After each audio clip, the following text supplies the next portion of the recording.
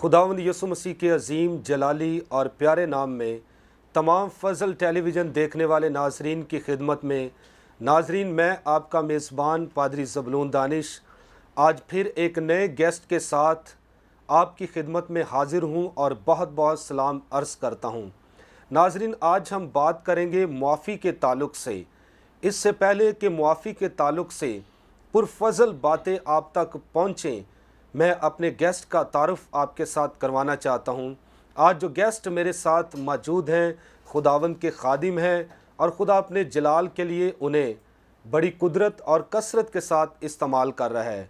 और पास्टर नेमत साहब आज मेरे साथ मौजूद हैं जिनका ताल्लुक़ कसूर से है, और मेरा ईमान है कि आज जब मुआफ़ी के ताल्लुक़ से वो आपके साथ खुदा के कलाम की बातों को शेयर करते हैं, आप यकीनन बरकत पाएंगे।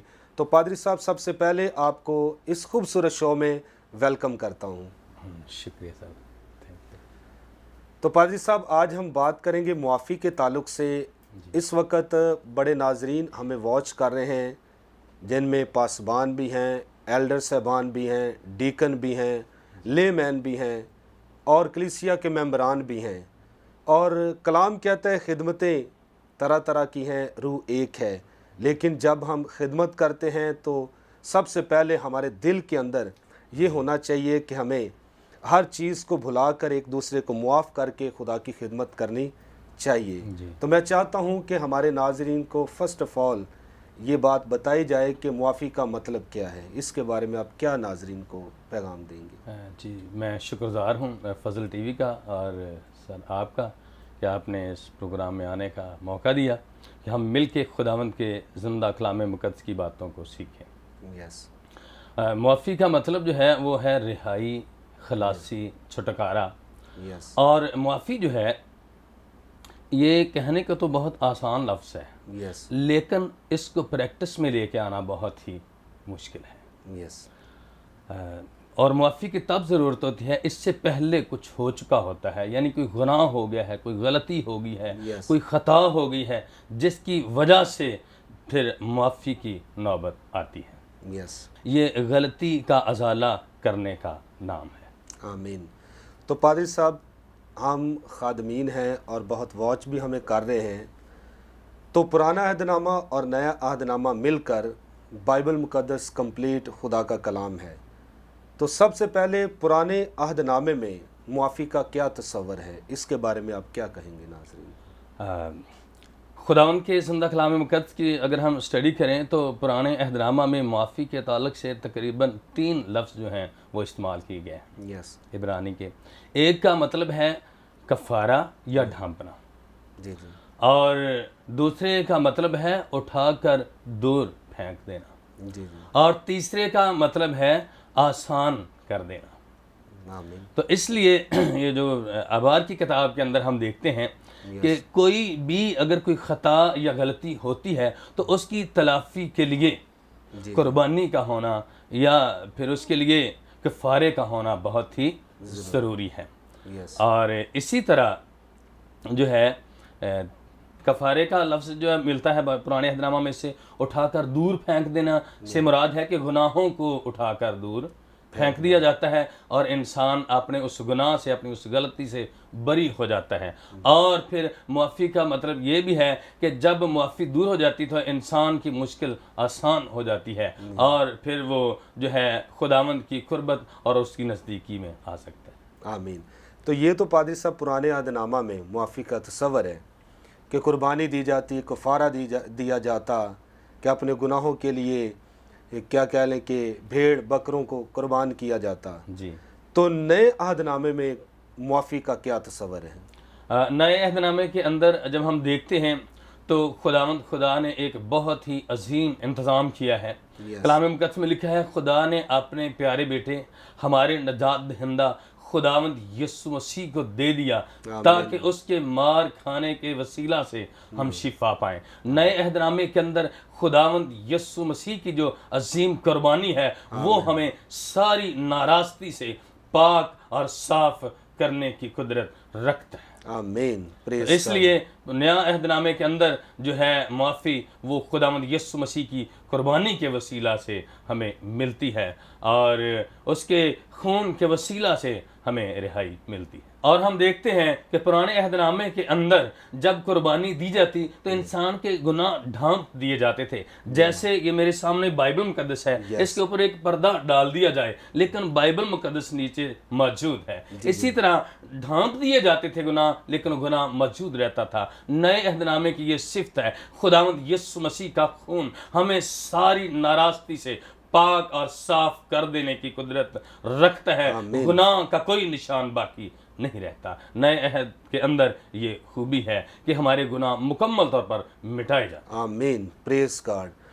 تو پادری صاحب، بڑے لوگ بڑی جگہوں پر جا کر معافی مانگتے ہیں، مختلف تصور پائے جاتے ہیں، مختلف کیا کہہ لیں کہ مقامات پر، مختلف جگہوں پر مختلف کنسیپٹ پائے جاتے ہیں.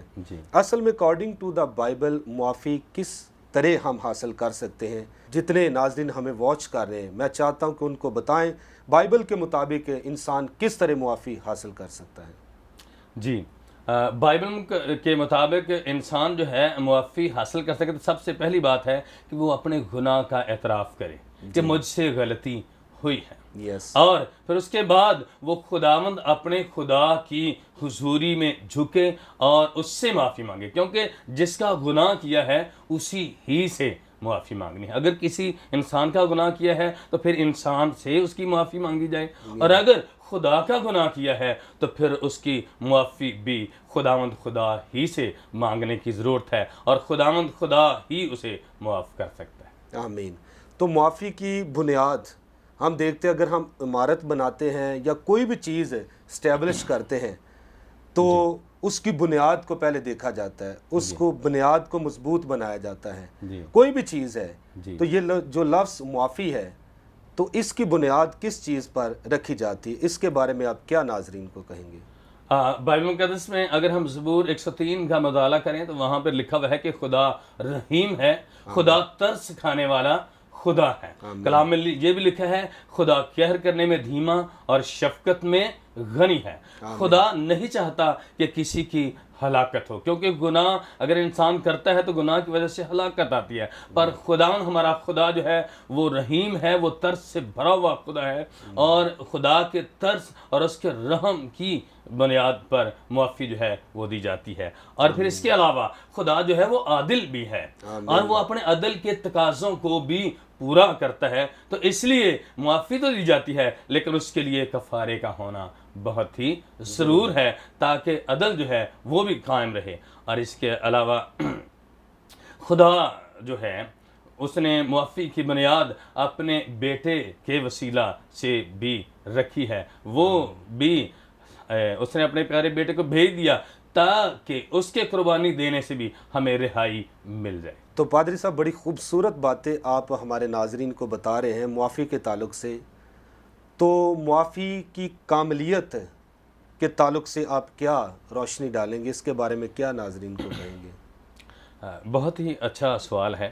اب اگر ہم اس دنیا کے اندر دیکھیں تو اگر کسی نے کسی کا قرض دینا ہے جی جی اور وہ دے نہیں پا رہا، جی جی تو جب کچھ پنچایتی فیصلے ہوتے ہیں تو اس کے اندر یہ بات ہوتی ہے کہ چلیں آپ ایسا کریں، کچھ رعایت کر دیں. جی جی مثال کے طور پر اگر کسی شخص نے کوئی 10,000 روپیہ کسی کا دینا ہے تو وہ کہتا ہے کہ چلیں چوتھائی حصہ معاف کیا، 2,500 معاف کیا اور 7,500 آپ واپس دے دیں. جی جی یا پھر یہ بھی ہو سکتا ہے کہ آپ کو ہاف جو ہے وہ معاف کیا، 5,000 معاف کیا اور 5,000 آپ نے واپس دینا ہے. اور اس سے آگے بھی بات ہو سکتی ہے کہ بندہ اس قابل بھی نہیں کہ وہ 5,000 دے سکے. یہ بھی ہو سکتا ہے کہ چلیں آپ چوتھائی سے 75% معاف کیا، جی حتیٰ کہ 99% کی معافی دی جائے، چلیں کچھ نہ کچھ تو دے دیں. آمین. یعنی 1%. لیکن میرے اور آپ کے خدا کی یہ صفت ہے، اس کی یہ خوبی ہے جب وہ معاف کرتا ہے تو وہ مکمل طور پر معاف کرتا ہے، کمپلیٹ آزادی دیتا ہے. اس کی معافی جو ہے وہ چوتھائی حصہ نہیں ہے، یا آدھا حصہ نہیں ہے، یا 75% نہیں ہے، یا 99% نہیں ہے. خداوند خدا ہمیں ساری ناراستی سے پاک اور صاف کرنے کی قدرت رکھتا ہے. جب کوئی انسان توبہ کر لیتا ہے اور اپنے گناہوں کی اس سے معافی مانگتا ہے تو پھر خداوند خدا جو ترس اور رحم سے بھرا ہوا خدا ہے، وہ جب اپنے لوگوں کے دل پر نظر کرتا ہے کہ اس نے اپنے گناہ کو، اپنی غلطی کو دل سے قبول کر لیا ہے، تو پھر خداوند ہمارا خدا اس کے گناہوں کو اٹھا کے دور پھینک دیتا ہے. اس کا نشان تک باقی نہیں رہتا، کیونکہ اس کے بیٹے یسوع مسیح کا لہو ہمیں ساری ناراستی سے مکمل طور پر آزادی دینے کی قدرت رکھتا ہے. آمین. تو اس لیے خداوند خدا کے حضور جو ہے وہ مکمل معافی ہے، وہ آدھی معافی یا 99% بھی معافی نہیں ہے، بلکہ 100% ہے. آمین. تو پادری صاحب، خدا کا بیٹا یسوع مسیح جی جو معافی کا درس دیتا ہے، جی تو میں چاہتا ہوں کہ ہمارے ناظرین کو بتائیں کہ مسیح خداوند معافی کے تعلق سے کیا تعلیم دیتا ہے. آپ اس کو مزید کیسے ڈیفائن کریں گے، کیا کہیں گے ہمارے ناظرین؟ بائبل مقدس کی روشنی میں ہم دیکھتے ہیں ہمارا جو انسانی لیول ہے، جی ہم ایک بار کوئی غلطی کرتا ہے بڑی ہمت کر کے معاف کر دیتے ہیں، اور یا پھر کوئی دوسری بار غلطی کرتا ہے اسے معاف کر دیتے ہیں. جی تو تیسری بار کی ہمارے اندر گنجائش نہیں ہوتی. اور بائبل مقدس کی روشنی میں ہم دیکھتے ہیں خدا کا بندہ پطرس جب خداوند یسوع مسیح کے پاس آیا جی جی تو اس نے آ کے کہا کہ خداوند اگر میرا بھائی میرا گناہ کرے تو میں اسے کتنی بار معاف کر دوں. یس. ہو سکتا ہے کہ اس نے اپنی کیپیسٹی کے حساب سے بات کی، یا جیسے بھی اس نے کہا کہ کیا میں اپنے بھائی کو 7 بار معاف کر دوں. جی جی. تو خداوند یسوع مسیح نے اسے بڑا خوبصورت جواب دیا کہ 7 بار نہیں بلکہ 7 دفعہ کے 70 بار. آمین. مطلب ہے کہ یعنی ہر بار ہی تو نے اپنے بھائی کو معاف کرنا ہے. اور پھر ایک بڑی خوبصورت تمثیل خداوند یسوع مسیح یہاں پر بیان کرتے ہیں جی جی. کہ ایک مالک ہے جس کے نوکر نے 10,000 توڑے اس کے دینے ہیں. جی جی. اور جب مالک نے بلایا 10,000 توڑے لینے کی بات کی تو نوکر جو ہے وہ معافی مانگنے لگا. وہ اس نے اقرار کیا کہ ہاں مالک میں نے تیرا دینا ہے، پر ابھی میرے پاس گنجائش نہیں ہے، میں دے دوں گا. لیکن جب اس کی خستہ حالت کو مالک نے دیکھا تو مالک کا دل جو ہے وہ ترس سے بھر گیا. اس کے دل کے اندر رحم آ گیا اس کے لیے. تو پھر کلام میں لکھا ہے کہ مالک نے اسے کہا جا، تجھ سے میں 1 پائی بھی نہیں لوں گا، تجھے مکمل طور پر آزادی ہے، سارے کا سارا ہی تجھے معاف کیا. اور جب اسے معافی مل گئی تو پھر جب وہ رخصت ہونے لگا، جانے لگا، تو اسی کا ایک اور کولیگ ہے جس سے اس نے 100 دینار لینا ہے. تو اس نے سوچا ہوگا کہ چلے میں اپنا 100 دینار تو لے کے جاؤں. تو اس نے اس سے کہا کہ بھائی میرا 100 دینار دے.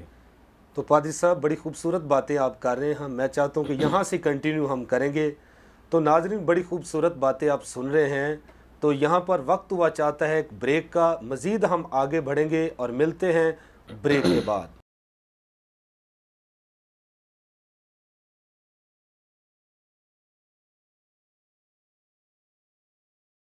ویلکم بیک ناظرین، آپ دیکھ رہے ہیں پروگرام پرفضل باتیں. تو پادری صاحب بریک پر جانے سے پہلے آپ بڑی خوبصورت تمثیل ہمارے ناظرین تک پہنچا رہے ہیں، تو میں چاہتا ہوں وہیں سے ہم کنٹینیو کریں گے. آگے کیا مزید ناظرین کو آپ کہیں گے؟ جی، بائبل مقدس کی روشنی میں ہم دیکھتے ہیں، میں بتا رہا تھا کہ جب وہ شخص جس کے 10,000 توڑے معاف ہو گئے، جب وہ جانے لگا تو اس کا ایک کولیگ تھا جس سے اس نے 100 دینار لینے تھے. اور اس نے اس سے کہا کہ بھائی میرے 100 دینار جو ہیں وہ مجھے دے دے. تو اس شخص کے پاس بھی 100 دینار نہیں تھے، اس نے بھی سیم وہی کیا جو اس نے اپنے مالک کے سامنے کیا تھا. کہتا ہے ابھی میرے پاس نہیں ہے، مجھے مہلت دیں. ہاں میں نے دینے ضرور ہیں، میں ادا کر دوں گا، پر ابھی میرے پاس دینے کو کچھ نہیں. لیکن کلام مقدس کی روشنی میں ہم دیکھتے ہیں کہ وہ شخص جس کے 10,000 توڑے معاف ہو گئے ہیں اور اس پر مالک نے ترس کھایا، لیکن اس کے دل میں رتی بھر بھی ترس نہیں آیا. اور اس نے کیا کہا؟ کلام مقدس میں لکھا ہے، خدا کا کلام فرماتا ہے اس نے اس کے گلے سے پکڑا، اس کا گلا گھونٹا اور مار پیٹ کرنے لگا اور کہتا ہے جتنی دیر تک تم میرا 100 دینار واپس نہیں کر دے گا تو میری قید میں رہے گا، میں تجھے ہرگز جانے نہیں دوں گا. اور جب یہ سارا ماجرا دیکھا دوسرے لوگوں نے تو لوگ حیران ہوئے کہ ابھی تو اس کو معافی ملی ہے، ابھی تو 10,000 توڑے اس کے معاف ہوئے ہیں اور اس کے فوراً بعد ہی یہ اس بات کو بھول گیا ہے. اسے تو اس کی شکر گزاری کرنی چاہیے تھی، اور جیسا اس کے ساتھ سلوک ہوا ہے اسے بھی دوسرے کے ساتھ ویسا ہی سلوک کرنا چاہیے تھا. جب دوسروں کو اس بات کا دکھ ہوا تو وہ مالک کے پاس چلے گئے جس نے اس کے 10,000 توڑے معاف کیے تھے. تو بتایا کہ جس کو آپ نے معافی دی ہے ابھی اس نے تو آپ کے ایک اور نوکر سے 100 دینار لینا تھا، تو اس نے اس کو پکڑ رکھا ہے اور اس کا گلا گھونٹا ہے اور پھر وہ مار پیٹ کر رہا ہے، لڑائی جھگڑا کر رہا ہے، اور وہ کہتا ہے جتنی دیر تک تو پائی ادا نہ کر دے میں تجھے جانے نہیں دوں گا، تو میری قید میں رہے گا. تو مالک نے جب یہ بات سنی تو پھر مالک کو اس بات پہ غصہ آیا کہ میں نے اس کے ساتھ کیا کیا ہے، لیکن یہ میرا نوکر جو اس نے دوسرے بھائی کے ساتھ کیا سلوک کیا ہے. تو پھر کہا کہ فوراً اسے واپس میرے پاس لے کے آؤ. جب واپس لایا گیا تو ہم کلام مقدس کی روشنی میں دیکھتے ہیں متی کی انجیل کی معرفت کہ جب مالک کے پاس حاضر کیا گیا دوبارہ نوکر، تو مالک نے پوچھا آپ نے میرے کتنے پیسے دینے تھے؟ جب میرا کیا دینا تھا؟ اس نے کہا جی 10,000 توڑے. جب میں نے آپ سے مانگے آپ نے کیا کیا؟ جی میں نے معافی مانگی، میرے پاس نہیں تھے، میں نے مہلت مانگی. تو پھر مالک کہتا ہے میں نے کیا کیا؟ تو وہ کہتا ہے کہ سر آپ نے معاف کر دیا، آپ کی شکر گزاری کرتا ہوں کہ آپ نے معاف کر دیا اور آپ نے مجھے اجازت دے دی، میں آپ کا شکر گزار ہوں. جب مالک نے یہ بات سنی اس سے کہا تو اچھا تو نے اس سے کتنے لینے تھے؟ کہتا ہے جی 100 دینار. تو جب تو نے اس سے مانگے اس نے کیا کیا؟ جی اس نے بھی معافی مانگی، اس نے بھی مہلت مانگی میری طرح. تو جب اس نے بھی معافی مانگی، مہلت مانگی، تو نے اس کے ساتھ کیا کیا؟ تو پھر وہ خاموش تھا، اس کے پاس جواب نہیں تھا. تو مالک کہتا ہے اگر تو نہیں معاف کرتا تو پھر جا میں بھی معاف نہیں کرتا. تو بھی جتنی دیر تک سارے کا سارا جو کچھ تجھ پر آتا ہے تو ادا نہ کر دے تجھے ہرگز اجازت نہیں ملے گی، تو بھی میری قید میں رہے گا. پھنس گیا. وہ پھر سے پھنس گیا. بہتر تو یہی تھا کہ اگر مالک نے اس کے 10,000 توڑے معاف کیے تو اس کی تھوڑی اماؤنٹ تھی، صرف 100 دینار جی، تو اس کو چاہیے تھا وہ معاف کرنا. تو میں اس کو آگے بات کو بڑھاتے ہوئے پادری صاحب یہ کہوں گا کہ جتنے ناظرین اس وقت ہمیں واچ کر رہے ہیں، جی جو شخص معاف کر دیتا ہے، یہ اس تمثیل کو مد نظر رکھتے ہوئے جی جو معاف کر دیتا ہے اسے کیا فائدہ ہے، تو جو معاف نہیں کرتا ہے اس کا کیا نقصان ہوتا ہے، اس کے بارے میں آپ کیا کہیں گے؟ اسی تمثیل کو اگر ہم دیکھیں، پہلے مالک نے جس کو معاف کر دیا اس کے گناہ، اس کا جو ہے قرض جو ہے یا جو کچھ بھی اس کا دینا آتا ہے وہ سے معاف ہو گیا ہے. لیکن جب وہ آگے گیا ہے تو اس نے جب معاف نہیں کیا تو پھر جو کچھ اس کا معاف ہو چکا تھا وہ پھر سے لاگو ہو گیا. کلام مقدس میں لکھا ہوا ہے دیا کرو تاکہ تمہیں بھی دیا کرو، معاف کرو تاکہ تمہیں بھی معاف کیا جائے. دعائے ربانی کے اندر خداوند یسوع مسیح ہمیں کیا سکھاتے ہیں؟ جس طرح ہم نے اپنے قرض داروں کو معاف کیا ہے تو بھی ہمارے قرض ہمیں معاف کر. یا پھر جس طرح ہم نے اپنے قصورواروں کو معاف کیا ہے تو بھی ہمارے قصور ہمیں معاف کر. تو اب ہم سب کے لیے ضروری ہے، اگر ہم چاہتے ہیں کہ ہمیں معافی مل جائے، اگر ہم چاہتے ہیں ہماری خطائیں مٹائی جائیں، اگر ہم چاہتے ہیں ہم خلاصی کو حاصل کر لیں، ہمیں معافی مل جائے، تو پھر ہمیں بھی دوسروں کو معاف کرنا ہوگا. ہمیں بھی دوسروں کے لیے نمونہ بننا ہوگا. اگر ہم معاف کریں گے تو ہمارا خالق، ہمارا مالک، ہمارا خداوند جو ہے وہ ہمارے اس رویے سے خوش ہوگا. جیسے 100 دینار کی بات، اگر وہ 100 دینار معاف کر دیتا تو اس کے تو 10,000 توڑے معاف ہو چکے تھے. یہ اس سے فائدہ تھا، یہ اس سے فائدہ تھا. تو یہ ہمیں بزنس کرنے کی ضرورت ہے. اگر تھوڑی خطائیں کسی کی معاف کر دیں گے، ایک غلطی معاف کر دیں گے، تو خداوند ہمارا خدا جو آسمانی باپ ہے وہ ہماری بہت ساری خطاؤں کو معاف کرنے کی قدرت رکھتا ہے. تو پادری صاحب جو معاف نہیں کرتا اس کا نقصان کیا ہے؟ اس کے بارے میں آپ کیا کہیں گے؟ جی، اس کا نقصان یہ ہے کہ جیسے جس شخص کو معافی مل گئی تھی اور جب آگے جا کے اس نے معافی نہ دی تو پھر اس کا قرض معاف کیا ہوا دوبارہ اس پہ لاگو ہو گیا. جیسے ایک بات مجھے یاد آ رہی ہے کہ بدرو ایک جگہ سے جب نکلتی ہے، جب سائڈ پہ جا کے مقام نہیں پاتی یا اس جگہ پہ اصل خدا کی اس حقیقت کو نہیں لایا جاتا، اس کی تابعداری نہیں کی جاتی، تو پھر وہ 7 بدرو ہیں اور لے کے آ جاتی ہے. تو اگر ہم کسی کو معاف نہیں کرتے تو ہماری مصیبتوں میں اور اضافہ ہو سکتا ہے. آمین. تو میں یہ پوچھنا چاہوں گا کہ اگر اس دور میں، دور حاضرہ میں، اگر کوئی خطا کرتا ہے، آپ خادم بھی ہیں، خدمت بھی کرتے ہیں، تو ہمیں کتنی بار کسی کو معاف کرنا چاہیے؟ اس کے بارے میں آپ کیا کہیں گے؟ جیسے پطرس کی ہم نے پہلے بات کر لی کہ کیا 7 بار معاف کر دوں، تو یسوع مسیح نے کہا 7 دفعہ کے 70 بار. اگر ہم لوکا کی انجیل مقدس کا مطالعہ کریں تو وہاں پر لکھا ہوا ہے کہ تو ایک دن میں 7 بار اپنے بھائی کو معاف کر. ایک دن میں اگر تیرا بھائی 7 بار جو ہے تیرا گناہ کرتا ہے تو اسے معاف کر. تو اس کا مطلب ہے کہ جب بھی تیرا بھائی گناہ کرے تو نے اس کو معاف ہی کرنا ہے. ہر بار تو نے اسے معافی کرنا ہے. خداوند یسوع مسیح نے بڑا خوبصورت ہمیں نمونہ دیا ہے کلوری پر. جب خداوند یسوع مسیح صلیب پر تھے تو خداوند یسوع مسیح کے ساتھ اس وقت کوئی ایک کام نہیں ہو چکا تھا. اس کو پکڑا گیا، اس کے تماچے مارے گئے، اس کے کوڑے لگائے گئے، اس کے چہرے پہ تھونکا گیا، اور پھر کلام مقدس میں لکھا ہوا ہے کبھی وہ گرتا ہے کبھی اٹھتا ہے. اور پھر جب کلوری پر لے گئے پھر وہاں پہ اسے مصلوب کیا گیا، کیل اس کے ہاتھوں میں پاؤں میں لگائے گئے، اور پھر سر پہ کانٹوں کا تاج ہے. اور پھر اس وقت بھی تانا زنی ابھی تک جاری ہے. اس نے اوروں کو بچایا، یہ خود کو بچا کر کے دکھائے.